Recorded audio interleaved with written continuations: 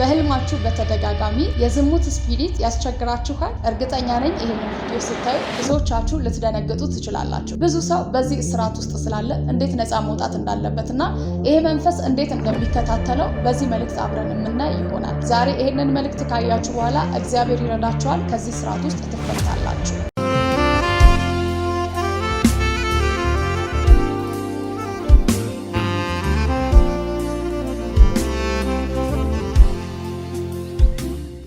ሰላም እንዴት ናችሁ? ይሄንን ቪዲዮ ላይክ ሼር እያደረጋችሁ እንዲሁም ሐሳብ አስተያየት ካላችሁ ኮሜንት ሴክሽን ላይ ጻፉልኝ። ሰብስክራይብ ካላደረጋችሁ ሰብስክራይብ እያደረጋችሁ ከኔ ጋር ቤተሰብ ሁኑ። የህልም ፈተናዎችና በሌሊት የሚመጡ የዝሙት ስራዎች ምንድን ናቸው? መንፈስ ዓለም ስለዚህ ምን ያስረዳናል? ከእንቅልፋችሁ ስትነቁ የድካም፣ የብቸኝነት እንዲሁም የጸጸት፣ የጥላቻ ስሜት ይሰማችኋል? ብዙ ሰዎች ይሄንን ጉዳይ ተፈጥሯዊ ወይም ደግሞ ዝም ብሎ ህልም ብቻ አድርገው ያስቡታል። ነገር ግን ከመንፈስ ዓለም የሚላክ ውጊያ ነው። ዛሬ በህልም ስለሚደረግ ዝሙት መንፈስ ዓለም ምን ይላል? ህይወታችሁ ላይ የሚመጣውን ተጽዕኖና እንዴት መውጣት እንደምትችሉ በግልጽ እንነጋገራለን። እስከ ቪዲዮ መጨረሻ አብራችሁን ቆዩ። አንደኛ፣ መንፈሳዊ ውጊያ። በህልም የሚመጣ የዝሙት መንፈስ ዝም ብሎ ከድካም ብቻ የሚመነጭ አይደለም። እንዳልኳችሁ ከጠላት ውጊያ የሚላክባችሁ ነው። በተለይ በተደጋጋሚ እነዚህን ህልም የምታዩ ከሆነ ይሄ ዝም ብሎ ህልም ብቻ አይደለም፣ የመንፈስ ዓለም እጮኛ አለ ማለት ነው። ስለዚህ እንደዚህ አይነት መንፈስ የሚያስቸግራችሁ ሰዎች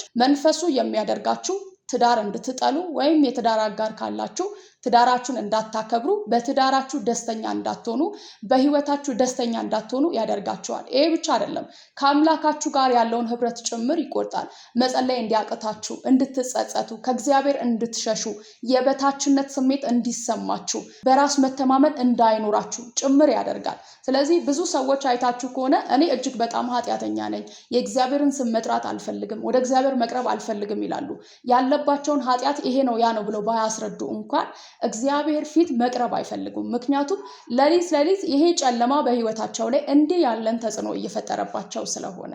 እንዳልኳችሁ ባል ያላገባችሁ፣ ሚስት ያላገባችሁ፣ በእንደዚህ አይነት ህይወት ውስጥ ያላችሁ እንዳታገቡ፣ ልጆች እንዳትወልዱ፣ የወደፊት ህይወት እንዳይኖራችሁ፣ ደስተኛ እንዳትሆኑ፣ ሰርታችሁ ውጤታማ እንዳትሆኑ እጅግ በጣም በእናንተ ህይወት ላይ ራሱን አግንኖና የራሱን ሐሳብ ብቻ እየጫነ እንድትመሩለት ያደርጋችኋል። ይሄ ነገር ዛሬ ከህይወታችሁ ላይ መቆረጥ ያለበት አይመስላችሁም? ስንቶቻችሁስ በእንደዚህ እያሳለፋችሁ ባላችሁበት ህይወት ሐዘንና ስብራት ገጥሟችኋል? እርግጠኛ ነኝ እግዚአብሔር ይህንን መንፈስ ከህይወታችሁ ላይ ራሳችሁ ፈቃደኛ ከሆናችሁ ከህይወታችሁ ላይ ያወጣላችኋል። እነዚህ መናፍስቶች ሰዎች ተኝተው አእምሯቸው በሚያርፍበት ሰዓት ላይ በፍህቶትና በምኞት ምክንያት የሚገቡ መናፍስቶች ናቸው። ስትተኙ ወይም ከመተኛታችሁ በፊት ወይም ደግሞ ውሏችሁ ላይ ምን አይነት ውሎ ነው የምታሳልፉት? ውሏችሁ ምሽታችሁን እንደሚወስን ታውቃላችሁ። አብዛኛው ሰው የዝሙት ቪዲዮ ሊሆን ይችላል፣ ስለ ሴክሹዋል ነገር ሊሆን ይችላል፣ ከሚያዩ ከሚሰማው ከሚውለው ውሎ ምሽቱ ደግሞ እንደዛ እንዲቀጥል ያደርጋል። ስለዚህ እስኪ አሁን የምትውሉትን ውሎ አስቡ። እየዋልኩ ያለውት ውሎ ይሁን ምሽቴ ላይ ተጽዕኖ እየፈጠረብኝ ያለው ብላችሁ ወደ ራሳችሁ ዞር ብላችሁ ልትመለከቱ ይገባል። የእግዚአብሔር ቃል በማቴዎስ ወንጌል ምዕራፍ 13 ከቁጥር 27 ላይ ምን ይላል? የባለቤቱም ባሮች ቀርበው ጌታ ሆይ መልካም ዘርን በእርሻችን ዘርተን አልነበርንምን? እንክርዳዱ ከወዴት አገኘ አሉት። ስለዚህ በተኛችሁና ባረፋችሁ ጊዜ ክፉን እንክርዳድ መጥቶ የሚዘራባችሁ ያ የጨለማ መንፈስ የእናንተን ውሎ ተከትሎ ነው። ልባችሁን እስካልከፈታችሁለት፣ አእምሯችሁን ለዛ ነገር ብቁ እስካላደረጋችሁ ድረስ ይሄንን ክፉ ዘር በእናንተ ህይወት ላይ ለመዝራት እድል ፈንታ የለውም። ስለዚህ ክፉ ዘር እንዳይዘራባችሁ ምሽታችሁን ልትጠብቁ፣ ለዛ ነገር ራሳችሁን ልትጋርዱ፣ ልትጠነቀቁ ይገባል። ሁለተኛው በረከትንና የህይወትን መከናወን በመስረቅ ወደኋላ ያስቀራችኋል። ከብዙ ነገራችሁ እንደዚህ አይነት መንፈስ ውስጥ ያላችሁ ሰዎች ራሳችሁን ቼክ አድርጉ። እስቲ ወደኋላ ትቀራላችሁ። ህብረት ማድረግ ይከብዳችኋል። ከጓደኞቻችሁ ጋር ወጥታችሁ ማሳለፍ፣ መጫወት፣ መዝናናት ይከብዳችኋል። ቅድም እንዳልኳችሁ ወደ እግዚአብሔር መቅረብ ይከብዳችኋል። ቸርች ሄዳችሁ ማሳለፍ፣ መጸለይ ይከብዳችኋል። በምትሰሩት ስራ መከናወን ያቅታችኋል። ሌሊቱ ሙሉ ብዙ ስራ ስትሰሩ እንዳደራችሁ ነገር ይሄ መንፈስ ቀናችሁን ተጽዕኖ ፈጥሮበት በድካም፣ በቸልተኝነት፣ በመሰላቸት ህይወታችሁን በመጥላት እንድትሉ ያደርጋችኋል። ይሄ መንፈስ ራሳችሁን ሰዎችን ብቻ አይደለም ራሳችሁን ጭምር እንድትጠሉ ያደርጋችኋል። ከሰዎች ጋር ህብረት እንዳታደርጉ፣ ጓደኛ እንዳይኖራችሁ፣ ወታችሁ ውጪ እንዳትገቡ ያደርጋችኋል። ሮጣችሁ ወደ ቤታችሁ እንድትገቡ፣ እንድትሸማቀቁ፣ ያያችሁ ሰው ሁሉ ሌሊት የሆነ ነገር እንዳደረጋችሁ የሚያቀባችሁ ይመስላችኋል። እናንተም ደግሞ ከሰዎች ጋር ቁጭ ብሎ የመጨዋወት ሞራል አይኖራችሁም። ይሄ የጨለማው ዓለም በእናንተ ህይወት ላይ ያስቀመጠባችሁ ከባዱ እስራት ነው።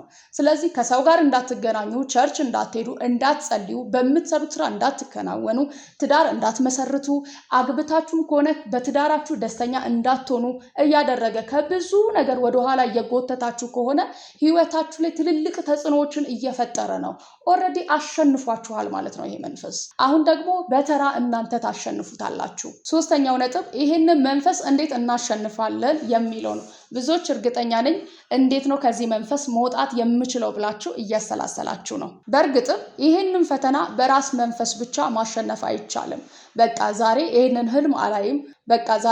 ህልም አላይም ወይም ደግሞ ስልኬ ላይ ያሉትን መጥፎ ሙቪዎችን አጠፋቸዋለሁ፣ ከዛሬ ቀን ጀምሮ ያንን ነገር ማሰብ አቆማለሁ፣ ለዛ ነገር መገዛት አቆማለሁ ብላችሁ በራሳችሁ ብቻ ከዚህ መንፈስ መላቀቅ አትችሉም። የእግዚአብሔር እጅ በዚህ ጉዳያችሁ ላይ ጣልቃ ሊገባበት ያስፈልጋል።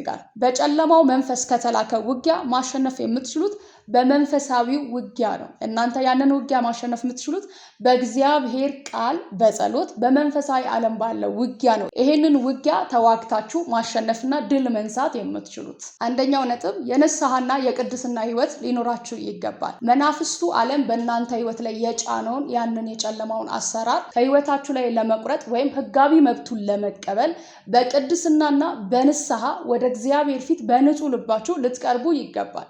ምናልባት ያንን ሁሉ እያደረኩ እኔ ዝሙት በአካል እየሰራው ያክል እየተሰማኝ ነው፣ እንዴት ነው እግዚአብሔር ፊት መቅረብ የምችለው? እንዴት ነው ከዚህ ነገር ሁሉ በኋላ እግዚአብሔር እኔን ይቅር ሊለኝ የሚችለው? ከዛ መንፈስስ እንዴት ነው ነፃ መውጣት የምችለው ብላችሁ እያሰባችሁ እንኳን ቢሆን እግዚአብሔር ፊት በቅድስናና በንስሐ በእውነት ከተመለሳችሁ እግዚአብሔር ያንን ሁሉ ኃጢአት ያንን ሁሉ እስራት ከእናንተ ህይወት ላይ ያነሳላችኋል። ዛሬውኑ ለህይወታችሁ ወስናችሁ በቅድስናና በጸሎት በእግዚአብሔር ፊት ልትቀርቡ ይገባል። ሁለተኛው ነጥብ ከመተኛታችሁ በፊት ልታደርጉት የሚገባው ጥንቃቄ አለ። ከመተኛታችሁ በፊት የምታስቡትን አስተሳሰብ በስልኮቻችሁ ላይ ቅድም እንዳልኳችሁ የምታዩትን ነገር በሙሉ ልታስወግዱ ይገባል። ይልቁኑ በዛ ፈንታ አእምሯችሁንና መንፈሳችሁን ልባችሁን በእግዚአብሔር ቃልና በጸሎት ልትሞሉት ይገባል። የዛ ጊዜ በእግዚአብሔር ቃልና በጸሎት መንፈሳችሁን በጠበቃችሁ ቁጥር ይሄ መንፈስ ከእናንተ ህይወት ላይ እየራቀ ይሄዳል። ታዲያ ይህንን 1 ቀንና 2 ቀን ብቻ አድርጋችሁ የምትተውት ጉዳይ አይደለም። በየዕለቱ ከስራችሁ መታችሁ ሊሆን ይችላል፣ ከትምህርት ገብታችሁ ሊሆን ይችላል። በየዕለቱ ከመተኛታችሁ በፊት ፊልም የምታዩ ቢሆን በፊት እንዲሁ ተጫዋታችሁ የምትተኙ ቢሆን ከዛሬ ቀን ጀምሮ የእግዚአብሔርን ቃል በማንበብና በመጸለይ እግዚአብሔር ፊት ተግታችሁ በመገኘት ይሄ መንፈስ ከህይወታችሁ ላይ እንዲርቅ ልባችሁንና መንፈሳችሁን አእምሯችሁን ልትጠብቁ በእግዚአብሔር ቃል ራሳችሁን ልትጠግኑ ይገባል። የእግዚአብሔርን ቃል በተደጋጋሚ ልታነቡና እንቅልፍ እስኪወስዳችሁ ድረስ ያነበባችሁትን ቃል ልታሰላስሉ ያንን ቃል በውስጣችሁ ደጋግማችሁ ልታስቡት ይገባል። ታዲያ ያንን ቃል አእምሯችሁ እያሰበ እያሰላሰለ እንቅልፍ ይወስዳችኋል። በዛ ሰዓት ውስጣችሁን የሚቆጣጠረው የእግዚአብሔር ቃልና ጸሎት ብቻ ስለሆነ ያ መንፈስ እንደ ድሮ መጥቶ እናንተን አታክ ሊያደርጋችሁ አይችልም ማለት ነው። ሶስተኛው ነጥብ ደግሞ በኢየሱስ ስም መቃወም። ይሄንን መንፈስ በኢየሱስ ስም መቃወምና ማባረር ማሰር ያስፈልጋል። ይሄ መንፈስ ቅድም እንዳልኳችሁ በራሳችሁ ትግል ብቻ ከህይወታችሁ ላይ የሚሄድ ስላልሆነ ይሄ መንፈስ የሚፈራው የኢየሱስን ስም ስለሆነ በኢየሱስ ስም ይሄንን መንፈስ ከህይወታችሁ ላይ ማባረር ማሰር ይጠበቅባችኋል ማለት ነው። በመቀጠል ደግሞ ይሄ መንፈስ አታክ እንዳያደርጋችሁ በቃሉ በማወጅ በኢየሱስ ስም በመጸለይ በተደጋጋሚ ይሄንን ህይወት ባደረጋችሁ ቁጥር ያ መንፈስ እናንተን ድጋሚ መጥቶ አታክ ሊያደርጋችሁ አይችልም። ምክንያቱም ዙሪያችሁ በኢየሱስ ቅጥር እየተቀጠረ ስለሆነ ያኛው መንፈስ ከህይወታችሁ እየሸሸ መምጣት ያለበት እውነተኛው የእግዚአብሔር መንፈስ ህይወታችሁን እየተቆጣጠረ ስለሆነ የምታነቡት የእግዚአብሔር ቃል መንፈስ ዓለምን ወደ እናንተ ስለሚስብ ያኛው መንፈስ ደግሞ ይሄኛው መንፈስ ሊቋቋመው ስለማይችል ከእናንተ ህይወት ላይ እየሸሸ ይሄዳል ማለት ነው። የያዕቆብ መልእክት ምዕራፍ 4 ከቁጥር 7 ላይ እንግዲህ ለእግዚአብሔር ተገዙ፣ ዲያብሎስን ግን ተቃውሙት ከእናንተም ይሸሻል ይላል። ለእግዚአብሔር በተገዛችሁ ቃሉን ባነበባችሁ ባሰላሰላችሁ ቁጥር ዲያብሎስ ከእናንተ ይሸሻል። ስለዚህ ይሄ ከእናንተ ህይወት ላይ ለመጨረሻ ተቆርጦ ይለያል ማለት ነው። ሰላማዊ ህይወታችሁን ትቀጥላላችሁ። ካላገባችሁ ታገባላችሁ። አግብታችሁ ከሆነ የመንፈስ አታክ እያደረጋችሁ የነበረው በትዳራችሁ ደስተኛ ትሆናላችሁ። ይሄ መንፈስ በእናንተ ህይወት ውስጥ ከዚህ በኋላ ሊዘልቅ አይችልም። እነዚህን ነገሮች ካደረጋችሁ። እነዚህን ነገሮች ካላደረጋችሁ ግን አሁን እንዳላችሁበት ህይወት በድካም በመሰላቸት በጥላቻ ሰዎችን በመጥላት ራሳችሁን በመጥላት ለእግዚአብሔር ያላችሁን ልብ በማጣት ትቀጥላላችሁ ማለት ነው። ስለዚህ ይሄንን ቃል ተደጋጋሚ የእግዚአብሔርን ቃል በማንበብና በመጸለይ ይሄን መንፈስ ከህይወታችሁ ላይ ለመጨረሻ ጊዜ መቁረጥ ትችላላችሁ ማለት ነው።